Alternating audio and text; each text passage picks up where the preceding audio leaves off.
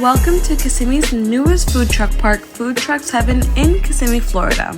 We're serving up flavors with 50 food trucks from around the world. This isn't just a food truck park. It's a community of family-owned businesses, each with their own story that will blow your mind. Whether you're a foodie, adventurer, or can't decide what to eat, you're in for a treat. In this 50-part YouTube series, we're taking you behind to meet the owners, showcase their food, and what makes Food Trucks Heaven incredible. Subscribe now and hit that notification bell, because you want to be a part of this flavor journey. Let's dive in. Hola amigos, ¿cómo están? Soy José de Crunchy. Les quería mostrar un poco sobre el barril, de cómo nosotros preparamos todas las carnes. Tenemos un sistema de ahumado y viene siendo como un horno, un grill, pero esto lo traemos desde Colombia. Usamos carbón y madera para darle un sabor ahumado a las carnes. Es una técnica de cocción que casi no se ve aquí, pero los invitamos para que vengan y degusten de todos nuestros platillos.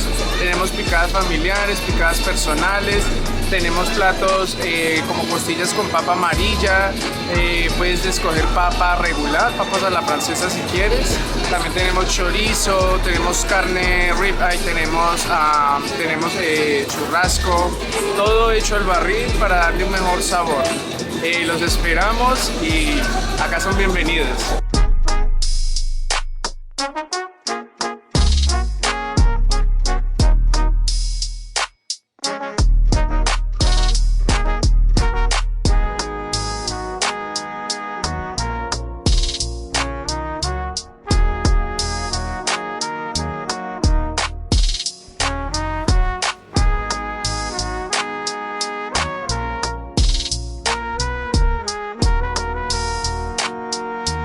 Purchase your tracks today.